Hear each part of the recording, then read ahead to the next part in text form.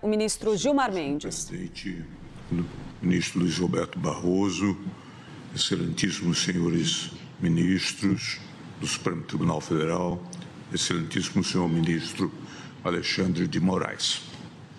É com grande consternação, mas também com a serenidade que a gravidade do momento exige e com a firmeza que a defesa de nossas instituições impõe, que na condição de decano me dirijo a vossas excelências e ao povo brasileiro no dia de hoje. Nos últimos dias temos acompanhado com perplexidade uma escalada de ataques contra membros do Supremo Tribunal Federal e assim contra toda a Corte e contra todo o povo brasileiro, de forma agressiva e totalmente inusual. Tais medidas, motivadas por discordâncias de natureza política em relação à atuação jurisdicional do Supremo, demandam uma resposta à altura da dignidade da nossa Corte e da soberania do Estado brasileiro.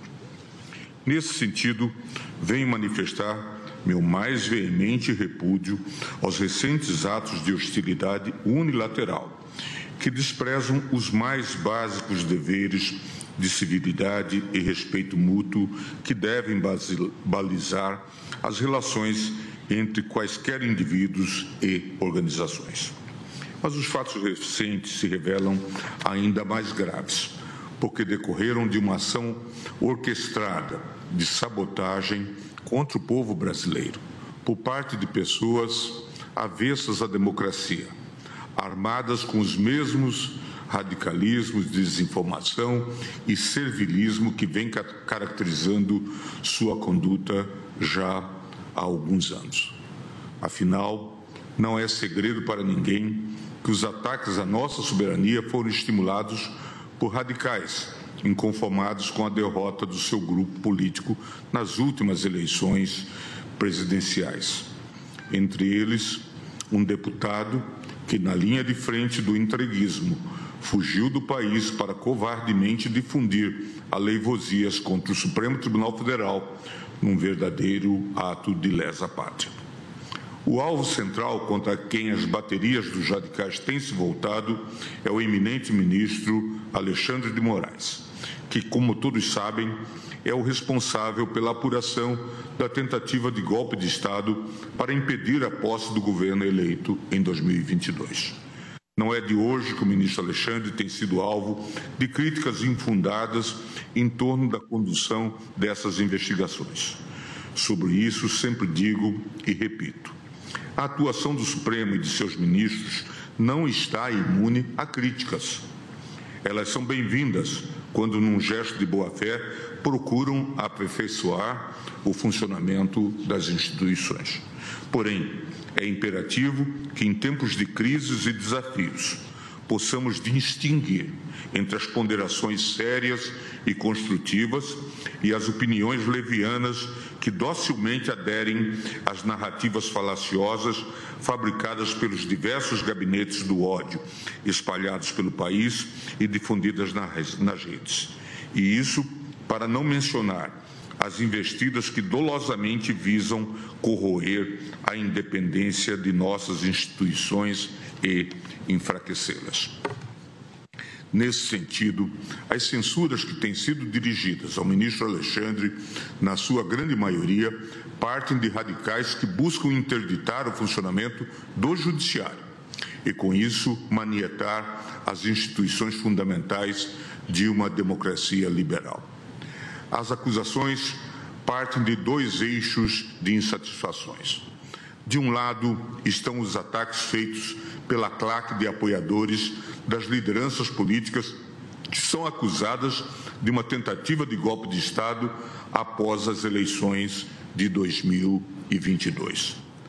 À medida que testemunhas ouvidas em juízo confirmam fatos graves, como, por exemplo, a confissão de elaboração de um plano para assassinar juízes e autoridades, os ataques ao Supremo ganham mais intensidade. Tudo fruto de desespero daqueles que se veem às voltas com acusações graves e que, ao serem confrontados com elementos de prova comprometedores, e incontestáveis, apelam a cantilenas de perseguição política e de afronta ao devido processo legal. O segundo foco de insatisfações, mais relacionado com interesses de grandes empresas de tecnologia, diz respeito ao processo em que o Supremo decidiu que as plataformas não podem se omitir assim que sejam notificadas no combate a crimes graves praticados por usuários nas redes sociais, como pedofilia, terrorismo e instigação ao suicídio. A mera perspectiva de que elas possam vir a ter deveres triviais, diga-se, os mesmos que já são exigidos de todas as empresas que operam no Brasil, despertou lobbies poderosos. Esses agentes reagem agora para tentar, em vão, dobrar o tribunal e o governo brasileiro aos seus caprichos e aos seus interesses econômicos. Cumpre dizê-lo com a serenidade e com o desassombro que esse tipo de investida exige de todos nós, membros desta casa multicentenária. Este Supremo Tribunal Federal não se dobra a intimidações. Alguns esclarecimentos, porém, são necessários. Não por qualquer necessidade de prestar contas a quem propaga aleivosias ou promove afrontas e ataques contra o tribunal. Esta exposição se dirige ao povo brasileiro, que é bombardeado diariamente por desinformação nas redes sociais e tem direito de compreender o que de fato está ocorrendo e quais os interesses que estão por trás dos ataques contra as instituições. Inicialmente, quanto ao respeito aos ritos legais e aos direitos dos réus nas ações que apuram a tentativa de golpe, é necessário enfatizar que a condução dos casos tem sido pautada pela legalidade, pelo respeito aos direitos e garantias individuais e pelo compromisso inegociável com a verdade. Não há nenhum fato real, concreto e individualizado que sinalize o menor desvio ou descuido do relator em relação ao devido processo legal, à ampla defesa e ao contraditório. Ao votar pelo recebimento da denúncia do núcleo crucial da suposta trama golpista, o relator apontou que a defesa dos réus teve acesso à íntegra dos autos e a todas as provas que embasaram a denúncia.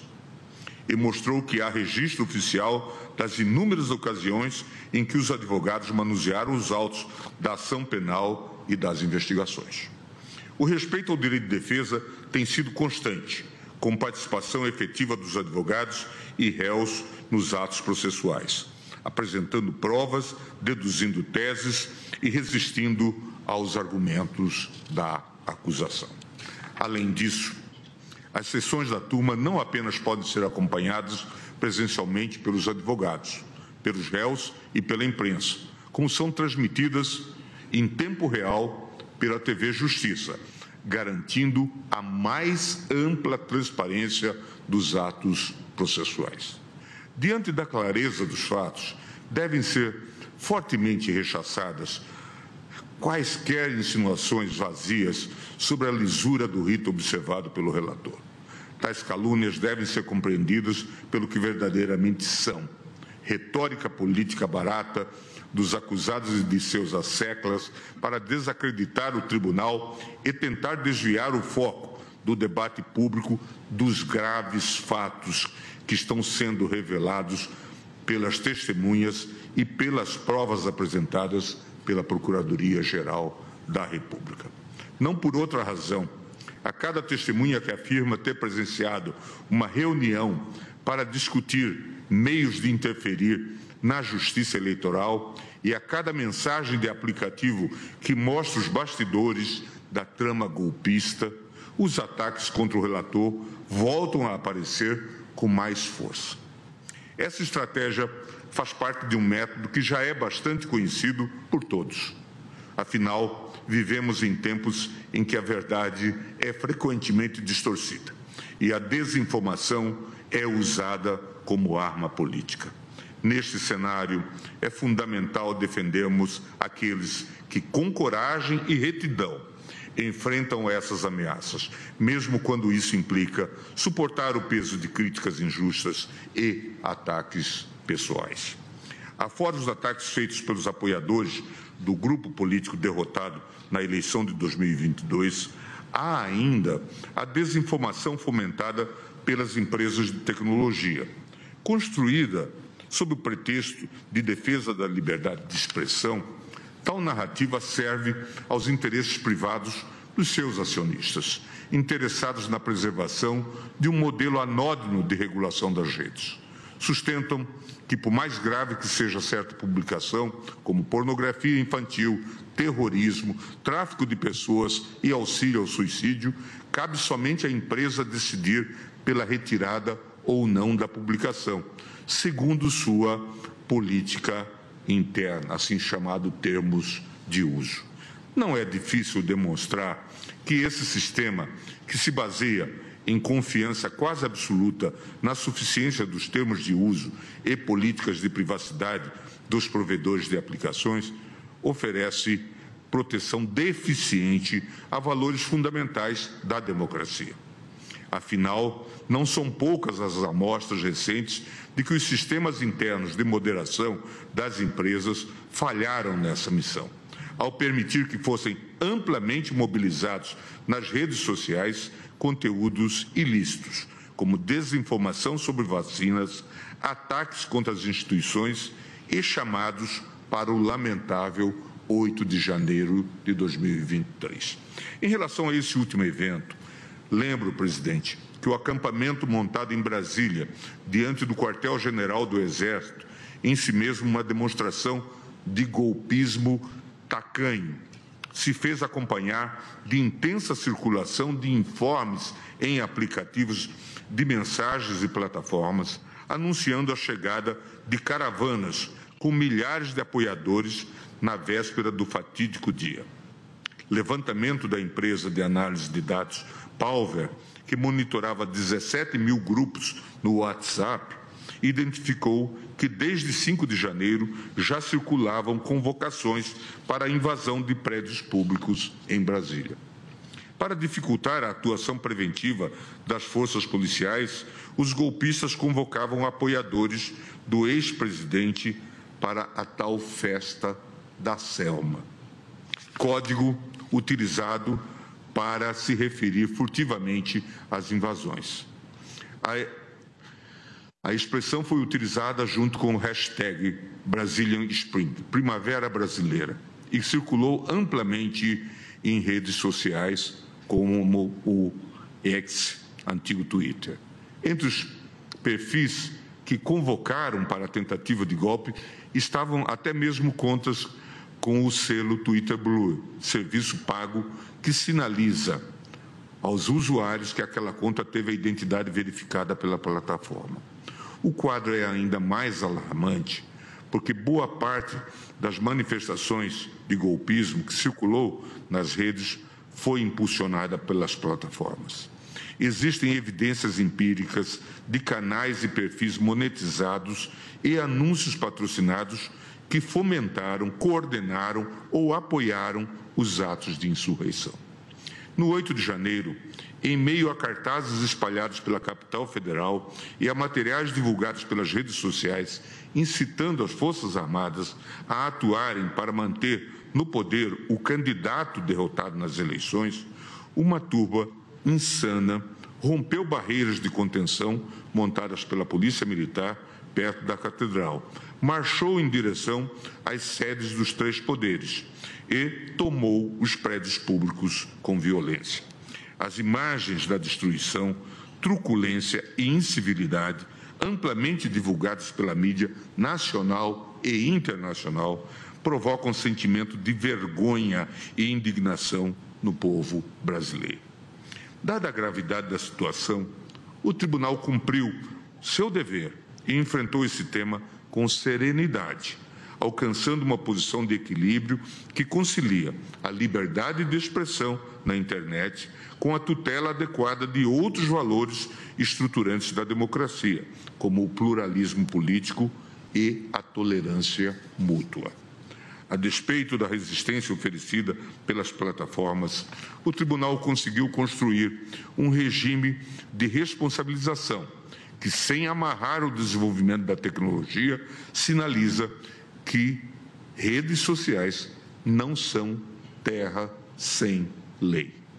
É relevante vaticinar, mesmo na atual conjuntura histórica de nosso país, como já o fazia nosso sempre decano, ministro Celso de Mello, que esta Corte Suprema, atenta à sua alta responsabilidade institucional, não transigirá nem renunciará ao desempenho isento e impessoal da jurisdição, fazendo sempre prevalecer os valores fundantes da ordem democrática e prestando incondicional reverência ao primado da Constituição, ao império das leis e à superioridade ético-jurídica das ideias que informam e animam o espírito da República, pois continua Sua Excelência. Sem juízes independentes não há cidadãos livres, sendo inquestionável que inexiste na história das sociedades políticas qualquer registro de um povo que, despojado de um judiciário independente, tenha conseguido preservar os seus direitos e conservar sua própria liberdade. Em sua longeva trajetória, o Supremo Tribunal Federal tem se pautado rigorosamente pela lisura de todos os procedimentos e pela obediência irrestrita ao princípio da legalidade. Cada decisão emanada desta Corte é fruto de um processo meticuloso, alicerçado no devido processo legal, no contraditório e na ampla defesa. A Constituição e as leis são aplicadas com o máximo rigor técnico, mediante ritos públicos, oitivas das partes e fundamentações transparentes. Não há espaço para arbítrio ou decisões discricionárias que se desviem do cânone constitucional e legal. A impessoalidade, a neutralidade e a independência aqui não são meros conceitos teóricos, são a essência da nossa atuação. Nossos julgamentos não se curvam a interesses políticos, pressões externas ou simpatias ideológicas. A toga que vestimos simboliza a imparcialidade e o compromisso exclusivo com a Constituição. Esta que, como toda a Constituição democrática, divide os poderes e garante a existência de um poder judiciário autônomo. Por fim, e não menos importante, é imperioso reafirmar a soberania nacional do Brasil. Somos uma nação dotada de um sistema jurídico robusto e independente, construído sobre os pilares da democracia e do Estado de Direito. Ataques à nossa atuação jurisdicional representam não apenas um desrespeito à nossa Corte, mas uma afronta à própria soberania de nosso país. Em um cenário global cada vez mais interconectado, o respeito mútuo entre as nações e a não ingerência em assuntos internos são princípios basilares da convivência pacífica e harmoniosa. É importante que fique claro. A independência do Poder Judiciário brasileiro é um valor inegociável. Apenas ao povo brasileiro compete decidir sobre seu próprio destino, sem interferências externas indevidas. Senhor Presidente, é preciso deixar claro à nação. Este Supremo Tribunal Federal não se curvou à ditadura militar nas décadas de escuridão que mancham a história nacional. Este tribunal, num passado recentíssimo, ainda presente entre nós por força da memória dos mais de 700 mil mortos na pandemia da Covid, não sucumbiu ao populismo iliberal responsável pelo trágico 8 de janeiro, o dia da infâmia, conforme a sempre lúcida visão da ministra Rosa Weber. Esta mesma Corte, senhor presidente, não haverá de submeter-se agora e está preparada para enfrentar, uma vez mais e sempre, com altivez e resiliência, todas as ameaças, venham de onde vierem. Por fim, gostaria de encerrar esta minha fala solidarizando-me com o ministro Alexandre, que há muito tempo tem sido vítima de injustas agressões e tentativas de intimidação em série. Já me pronunciei neste sentido e agora reafirmo. Vossa Excelência, ministro Alexandre, tem prestado um serviço fundamental ao Estado brasileiro, demonstrando prudência e assertividade na condução dos procedimentos instaurados para a defesa da democracia. Aos propagadores da instabilidade e do caos, irresponsáveis e pusilânimes que se auto-intitulam patriotas, mas que trabalham abertamente contra os interesses do seu próprio país, não tenham dúvida de que seus atos criminosos, praticados contra autoridades constituídas e contra o povo brasileiro, receberão uma resposta à altura por parte do Estado brasileiro. Que ninguém duvide da imparcialidade e da legitimidade da atuação do Supremo Tribunal Federal. E que ninguém ouse desrespeitar a soberania do Brasil. A democracia e as instituições brasileiras são fortes e resilientes. E é por isso, senhor presidente Barroso, senhor ministro Alexandre, senhores ministros, senhora ministra Carmen Lúcia, que o Supremo Tribunal Federal e o nosso Poder Judiciário permanecerão inabaláveis em sua missão de servir à Constituição e ao povo brasileiro. Muito obrigado.